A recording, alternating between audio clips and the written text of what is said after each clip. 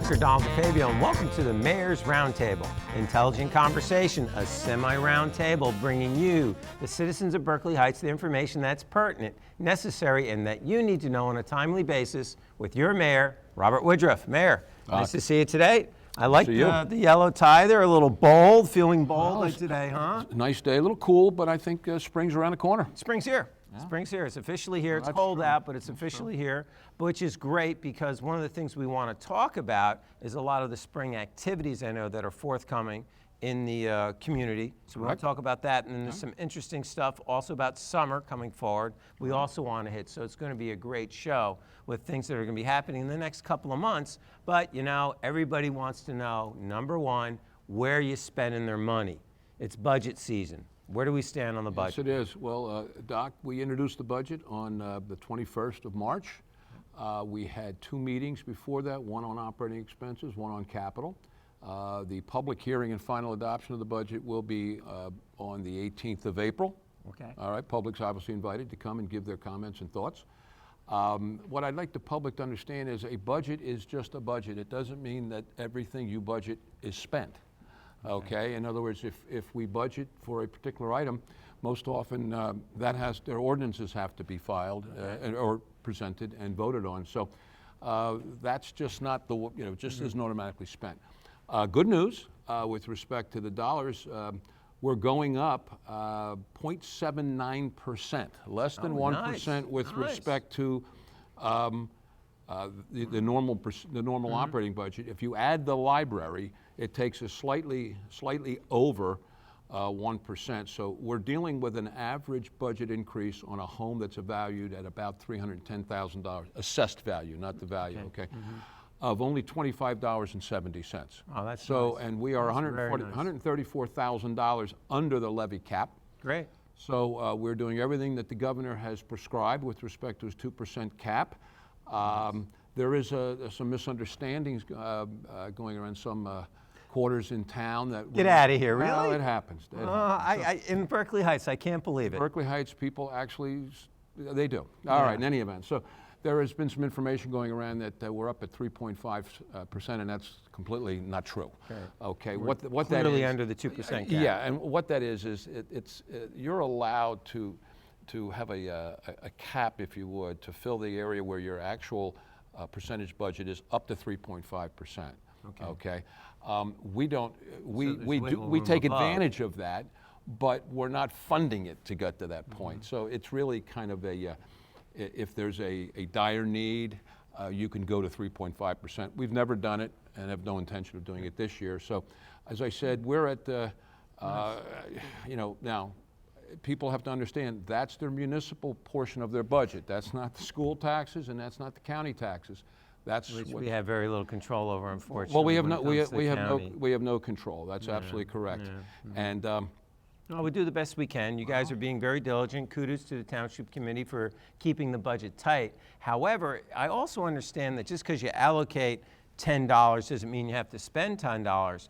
But if you allocate 10, you can't go spend 11, can you? No, you cannot. No, so the budget really is your ceiling. The budget is our ceiling. That's correct. And what happens is you want to spend less than your 10, but absolutely. That's the goal. Absolutely. But you can't turn around and say, well, let's get something new without reworking the budget and getting that money somewhere. Well, for example, Doc, let's take roads. We may think that roads, we've allocated X amount of dollars. We've done this in a long-term capital project with respect to our roads. This year we're going to allocate $750,000 to roads. Next year it'll be $775,000. Okay. Now people need to understand we don't have the equipment. We don't have the equipment to mill roads and pave roads. What we do is we go out and we price it through a co-op. Now we may think it's going to cost us X amount, but the co-op prices are better than we thought. Well, now with respect to roads, what we would then do is we'd get the chance to do more roads. Got it. Okay, so and that's always a very, very sore spot with people in town, particularly when they get stuck in a pothole. We know that, okay? Or if the pothole's in front of your house. So what we're contemplating doing this year, and speaking to Mr. Pasicolo, our township administrator, about this, we have allocated $775,000 for the following year, meaning 2018. We will be able to dip into that if we go through our 750, and we're going to strive to do that. So for example, let's assume by mid-June or July, we have done X amount of roads. We have exhausted the $750,000. At that point in time, we now have arguably 2 or 3 more months of good weather. We are then going to do what's known as a bond anticipation note, which will allow us to borrow on the next year. Now, we're not going to borrow and pay interest on something that we're not going to do. So that's our goal this year, is maybe if we got 15, 30, 20 roads to do, maybe we can double that. Got it. So that's our goal this year with respect to Now, the budget. the schedule of roads that was devised a few years ago, will that be reevaluated after the winter time? It has been reevaluated on an ongoing basis. Some roads that were evaluated 3 or 4 years ago as poor certainly remain poor, and they probably pretty much have been addressed. But some roads that we thought were better have gotten worse. Exactly. And it's also important to know, Doc, that in order to, from a cost-saving standpoint, if you're going to bring a contractor in to do a road, and you contract him to do 10 roads all over different places in the town, they would rather have them close. Sure. So we may go to efficient. we may go to one street that has a dire need, and there's 2 streets nearby, contiguous streets, that have a need, maybe not as severe. We'll do all 3 at that spot. All right? Makes sense. Yeah, It's you get cost a effective. bigger bang for your buck. Cost effective. Now, so you use the roads as a sample of a long-term capital investment. We're getting into springtime. Springtime means Little League, means lacrosse, means lots of use on our fields. Right. We have that same type of concept going on with the fields, and this is a follow-up question, Mayor. The follow-up question is going to be, what are we going to do with managing the fields? So which one do you want to tackle Well, first? let's take the first one first. Okay. Look, from someone who coached in this town 25, 30 years ago. And was a lifeguard. And was a lifeguard 50 years ago, right? I'm well aware of the field situation. Now, what we have done is as follows. We are placing a field component into all of our fees starting this summer, in the summer program, which will be allocated specifically to moving forward with fields, fixing fields specifically. The citizens in towns, many have come forward, which is good. We have a lot of those kinds of volunteers in our town. Our rec commission is going to sit with some of these citizens. Our rec commission is going to have a long-term capital plan. They're in the middle of doing some of that right now. Now, you have to understand, most of the fields in town are Board of Education fields. Now, we've got a good relationship with the Board of Education, and we're trying to work together to get those fields done. We've just gone out and purchased a $100,000 machine, a lawnmower, which will now allow, what used to take us 3 days to cut lawns will now cost maybe a day and a half. Well, that frees up those people now to get to the fields. And one of our concerns, one of our concerns has always been the actual maintenance of the clay fields themselves. All right, edging the grass, keeping the clay, enough clay on the field, paying attention to the areas, the curtilage, if you would, around the field. That's always, we've been lax in that, not because we didn't want to do it, it's because we didn't have the manpower to do it.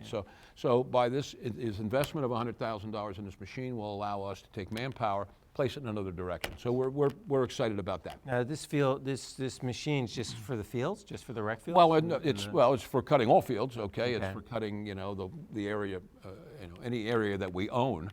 But obviously So around the streets, then, where you see the trucks go up the street and they're cutting on one side yeah, of the road, right, and that's things like that's that. exactly okay, like the Parkway, but not like the Parkway. Yeah, or yeah. That kind of a cutting operation. But most of our fields, Memorial, okay.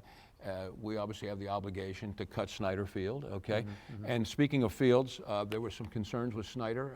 We've worked with the county. The county has agreed to pick up the costs with respect to some of the disrepair, the padding, safety padding, and some fencing. I've always had a particular concern about having a fence placed between, a net fence placed between the third baseline and the football field. Because line drives and so on and so forth, it's dangerous. So we're in the process of pricing that out. That'll be our responsibility of putting that up. So we're trying to get that done so we can get Snyder, fixed up. It's a great facility there. It gets a lot of use, and so we've come to an agreement with the county, and they're picking up some, and we're picking up some. Good, so the county's been relatively responsive then? Absolutely, yeah. Nice. No, nice. absolutely, and you know, we call down there and they get on it immediately, and if it's something that they can't do, they let us know.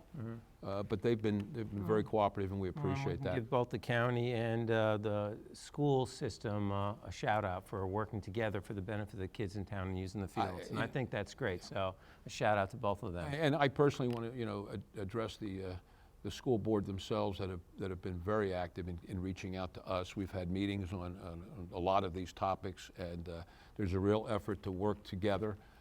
You know, they say there's an old phrase, town and gown, and I think it works to everybody's advantage, obviously, if we can get this done. And so that's where we're going there. Excellent, excellent. So the Peppertown Park is started their renovations over there. That's moving underway. Any action over with the Mondelli property? Anything happening with that yet? Not right now. I know that we're in discussions with a developer who is looking to develop some other property in town. We're in the discussion stage at this point in time. You know, that's important to us because we'd like to see that kind of just be a part of our signature downtown park kind of appearance, which that and Peppertown will obviously show. So we're, again, it's a phase where I don't feel comfortable speaking about it too much, other than I just wonder if there's any action going on, because the next question is memorial, the Veterans Memorial. Oh, yeah. It was just stunning. Oh, it's really nice. And in fact, Ted Romenko, who headed that up, and Gay Hollowell, who you will speak to in a little while, they were so instrumental in getting that done, as well as other volunteers in town, Midge Vincendes, and I know I'm going to miss people, so I don't want to have to hit everybody. Well, we can thank the whole committee for well, that. and I do. And I would say that, well, yesterday, Ted Romenko was recognized at the Chamber of Commerce, the Good Guy Award for having done that, and Ted, as lawyers are wont to do, had the microphone maybe longer than he should have, but he thanked everybody involved, and it was a great night, and Ted certainly deserved that award. Good, Nice. good. Well, I know that's one of the next things we're going to talk about is the next phase, which is the Hometown Heroes program. So that's kind of a subdivision of that committee. So we're going to be talking about that shortly in a moment. So I think that'll be just show how we're bringing everything together, and I think that's really fantastic. Well, as I said, and Gay Hollowell's been very, very involved in that, and I'm sure she'll explain exactly where they are, and we're all enthused about that. And I know she's gotten some tremendous response, and I'm sure she'll tell you about that. But that's a great thing. Well, it sounds like a plan. We'll take a moment, then we'll talk to her about the Hometown Heroes program, and after that, we need to talk about the YMCA, the Salt Dome, and everything else that's going to be happening into the spring and summer. Sounds good. So for the mayor, I'm Dr. Donald DeFabio, and before we leave, I want to give our live audience a shout out. Thank everybody for coming out today. Give yourselves a round of applause, please. So again, we're going to find out about that Hometown Heroes program, and then the mayor will be right back. The Hometown Heroes program is the next part of the War Memorial Development Phase. Gay Hollowell is chairing that or overseeing that. Yes. I'm chairing the Veterans Memorial Park Committee, yes. There you go. So this is a subdivision, this project. Tell us a little about the Hometown Heroes project. Okay. Last year, when we raised the $160,000 to renovate Veterans Memorial Park, a key component of our project was to help educate our community about the importance of remembering our veterans and those currently serving in our military. Right now, as a matter of fact, we have 15 young people currently serving, Wow, that's one great. in Afghanistan and one that's recently deployed to Iraq. And what we want to do with the Hometown Heroes program is continue Operation We Remember by inviting those who are residents of Berkeley Heights, who have served in the military or are veterans, living or deceased, or those currently serving. Also those who call VFW Post 6259 home in the area, as well as any other person who had an individual that was living here or working here at some point in time. All the people need to do is pick up one of our forms. They're available online at bhmemorialpark.com. They're also available in the town clerk's office, Berkeley Hardware, and the library. And along with the form, a family member or veteran or military person submits a photo in uniform. This is actually Vito Mondelli, the late Vito Mondelli.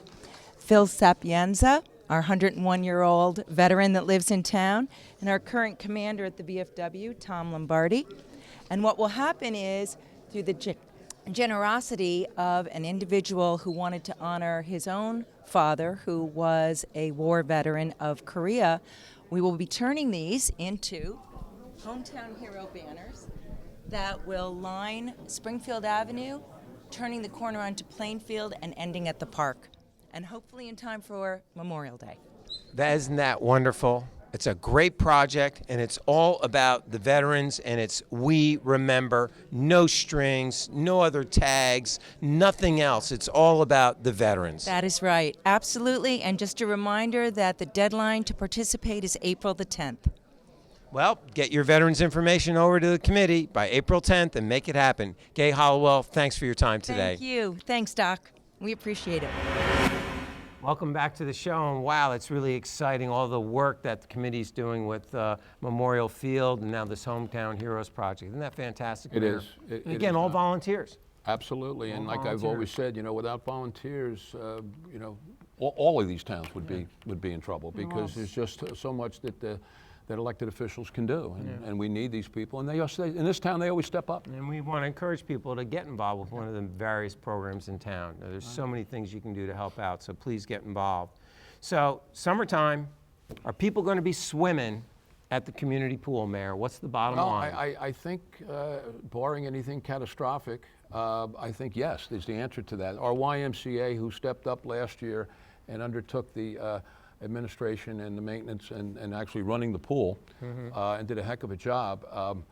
We have a lease agreement pending with them that our respective council are looking at, which will enable them to continue with the pool, to invest over $100,000 immediately in the pool for short-term repairs. They're going to also assume a $100,000 note that the pool has. Wow. And in the agreement, which I think we're close to signing, they have 6 years within which to build a brand new of-kind pool. So the goal is that they're seeking to do is to build a new YMCA right on the site, okay?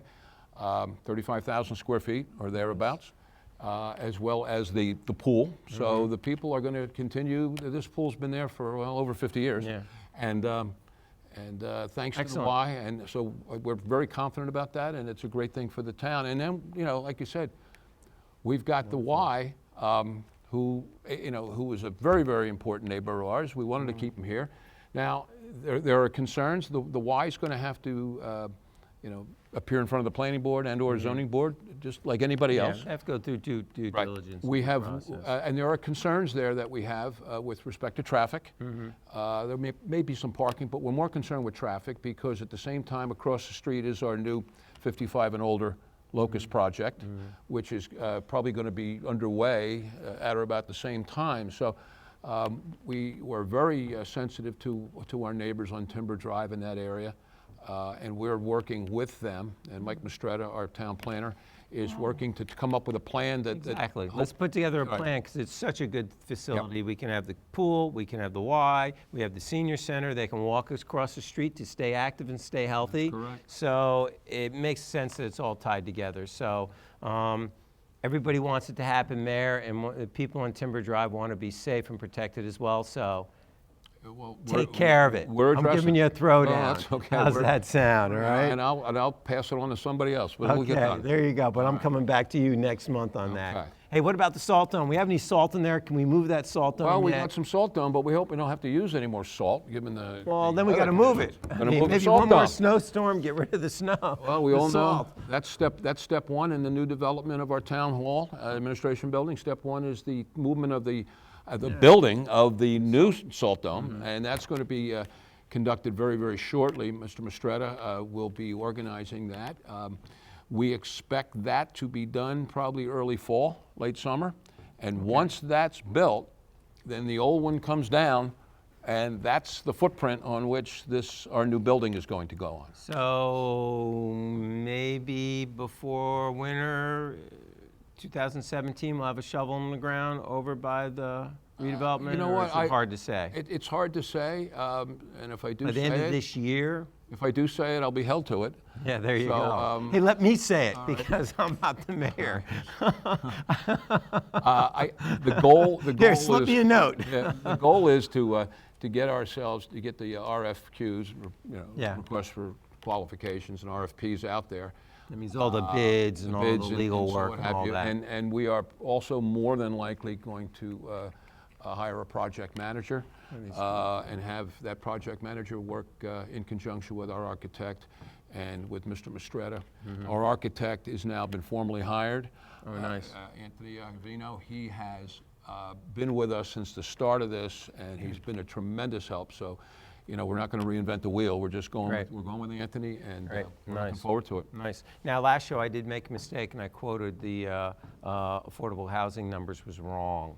It was lower. Yeah. Yeah. So you want to correct me on that? Well, you know what, Doc, that's a small fault in a great man. Right? He made one mistake. Research has shown that when you compliment your doctor, you get a higher level of care. So that's good. All right, I like that. Yes, that is moving along. The final order is scheduled to be signed in April, which will give us an order of repose, which is a legal way of saying that we're home free for about 10 years on this affordability. And affordable housing is never going to go away. It just is going to take on different faces each time it pops up. Again, I want to thank Mark Fasher, our council president, who did a tremendous job. John Basicolo, Mike Mistretta, Joe Sordillo, our town attorney. There are many towns that are struggling with this right now, and we have avoided that. So I'm very proud of what they've done, and everybody owes them a debt of gratitude. Well, we appreciate their shout out. Shout out to them as well for doing due diligence. So the Salt Dome's going to be coming down. Hopefully, we'll get our RFQs, our bids, and everything underway and move forward. So now the bond. What happens with the bond? Well, the bond has been. We've done all the necessary work to pass on that. It's a $28 million bond. Again, people need to realize that you borrow that bond when you need it. Okay. Now, one of the things which we did throughout this development process was we were extremely conservative in our cost estimates, which means we were perhaps higher than they are going to be. And as we have said repeatedly, one of the real issues in this matter is the acquisition of the property, of the Little Flower property. Yes. And the fact that that could give us anywhere from a $10 to $12 million Buffer, or reduction in what we would have. And there's also another issue which I think is extremely important here. And a component of all redevelopment, and this is non-condemnation redevelopment, a component of all redevelopment is that you have an opportunity, if you choose to do so, to enter into what's known as a pilot program. We've talked about it before, payment in lieu of taxes. These are substantial monies which, for the most part, go to the town. We don't have the obligation of giving 56% to the schools, which we do with our tax dollars, or 25% to the county. We may have to give the county some money, not a lot. But there's a real possibility that because we're involved in so many developmental projects, that the pilot monies could substantially whittle down our obligation on the building. So the pilot money, when it comes in, it goes right into the municipal coffers, and it doesn't have to get segregated off to paying the school. I think there's a minor. I liability. think there's a 4 or 5% to the county, which is negligible given the fact of where our Well, we tax do pay dollars to- go. we pay Right. to the county, And the school, we have no requirement under the school circumstance. See, people also need to understand this. When someone files for a tax and they think they're being overtaxed, okay, and somebody says, okay, we're going to give you we're going to give you X amount of dollars taxes back. Well, when those taxes get paid back to the citizen, the equal percentage of the school and the county, they're not involved. We pay it. Okay? Yeah. So if somebody has a $5,000 rebate in their taxes, that does not come out right. That does not come out 56% to the school board, 25% to the county. We eat it all.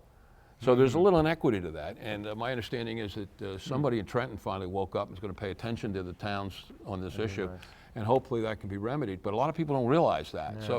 So when we get it in, we get it out. We give it out to these parties. But when we have to pay it, nobody's around to help like us my on that. kids. Yeah, right. Nobody's around when it matters. Right. Well, it makes a lot of sense. So redevelopment's moving along the way we talked about it.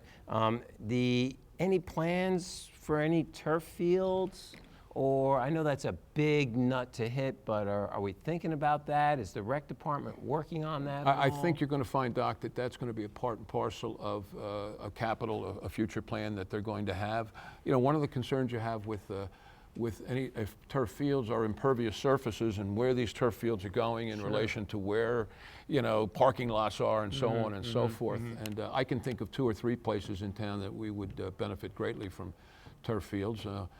Like anything else, the issue is getting the dollars. And if, you know, people want better fields, if people want to pay for turf fields, we'll do it. Yeah, But it's going to have to be paid You for. also want to be cost effective. Yeah, It's all about keeping under that 2% cap and staying Right. under budget on top of that. You got it. I mean, that's kind of the bottom line. You got it. Okay.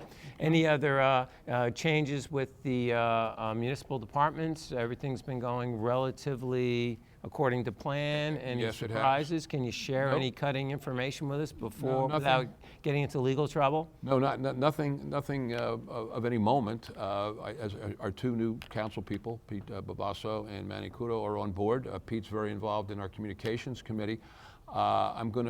I'd like to have them on sometime soon. I think that'd be good for everybody to Yeah. meet them and talk Well, to them. I think it's important. the thing about a communications committee is that that field just changes almost monthly. Okay. Tell me about it. Yeah, I mean, it's beyond our beyond our The understanding. growth has been exciting. So I also want to do, since we talked a little bit about the why, I do want to mention the Mother's Day 5K is coming up on Mother's Day.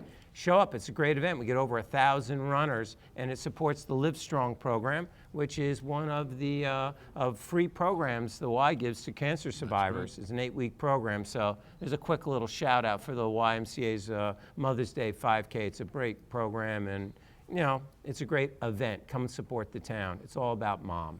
That's great. And I would add, Doc, that our street fair is Saturday, after that. June 25th. See, there we go. So, and this will be the 5th already. Nice. It's hard to, all right, so we get the 5th annual street fair. We can say annual now that we're at the 5. So, Well, look, we said it was the 2nd annual Winter Walk. So the Winter Walk was successful. The street fair will be probably even over the top.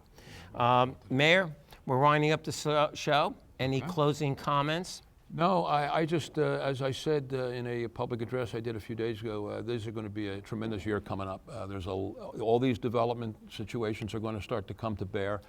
And the people in the town are going to see a real change start to take place, and I think it's all for the good, and we're looking forward to it. And we've got good people in place, and they're going to do their job. Well, that's what it's all about, and you're going to keep an eye on them to make sure it gets done, because that's your job. And then you'll keep an eye on me. I'm going to do my best, so that I want to remind everybody, get your questions into TAP if you have questions for the mayor, and we'll be happy to present them to him, because it is all about bringing information to you. And you're welcome to come down and see the show, be part of it. In fact, we have our live audience, as always, here tonight. Finally, give yourselves a round of applause.